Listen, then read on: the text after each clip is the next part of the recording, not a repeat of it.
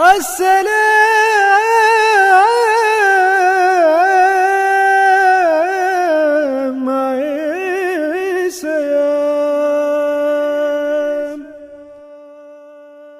رمضان المبارک کا خصوصی پروگرام شمع رسالت کے پروانے۔ اصحاب رسول صلی اللہ علیہ وآلہ وسلم وہ عظیم ہستیاں ہیں جنہوں نے تبلیغ و ترویج اسلام کے لیے اپنی زندگیاں وقف کر دیں۔ ان میں سے اکثر نے اپنی جان و مال قربان کر دی۔ رمضان المبارک کے اس خصوصی پروگرام میں انہی عظیم المرتبہ اصحاب کا ذکر کریں گے اور ان کی شخصیت اور کردار سے اپنے عمل کو سنوارا جا سکتا ہے اور اپنی زندگی کو اسلام کے صحیح رنگ میں ڈھالا جا سکتا ہے۔ حضرت عمر فاروق رضی اللہ تعالیٰ عنہ۔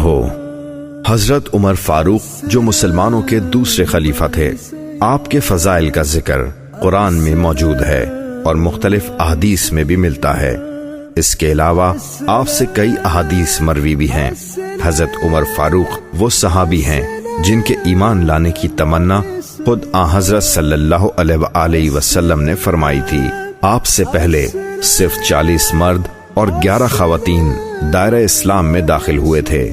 آپ کے رعب اور دبدبے کا یہ عالم تھا کہ جب ہجرت شروع ہوئی تو لوگ پہلے چھپ کر مدینہ جانے لگے، لیکن آپ چند مسلمانوں کو ساتھ لے کر ہجرت کے لیے نکلے تو آپ نے اعلان کیا کہ جس کو جان عزیز نہیں وہ آئے اور مجھے روکے، مگر کسی کو ہمت نہ ہوئی۔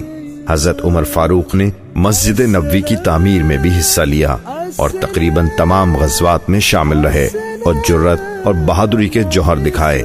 آپ کے دور خلافت کے آغاز سے ہی فتوحات کا سلسلہ شروع ہو گیا تھا۔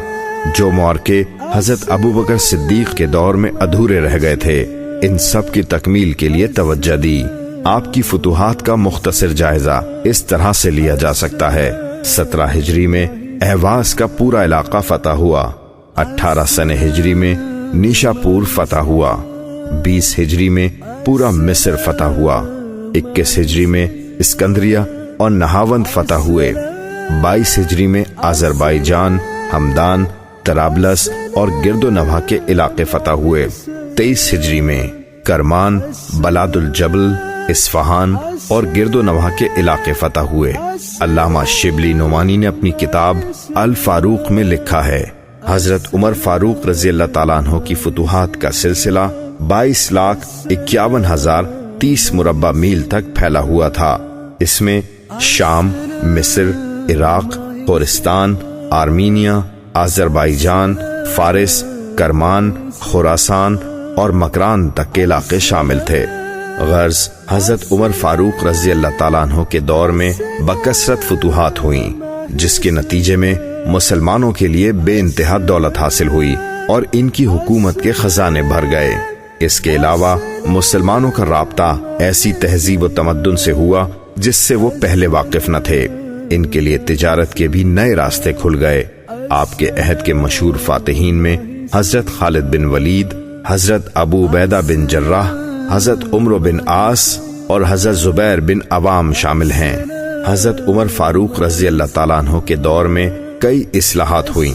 ان میں مجلس شورا کا قیام، اس کے لیے عہدیداروں کا انتخاب، اعمال کے اختیارات اور فرائض اور ان کا محاسبہ، اس کے علاوہ عدالت، فوج، پولیس اور تعلیم کے شعبوں کا قیام عمل میں آیا۔ اس کے ساتھ ساتھ اسلام کی ترویج و اشاعت کا بھی اہتمام کیا گیا، جس میں قرآن کے علاوہ حدیث و فقہ کی تعلیم بھی دی جاتی تھی۔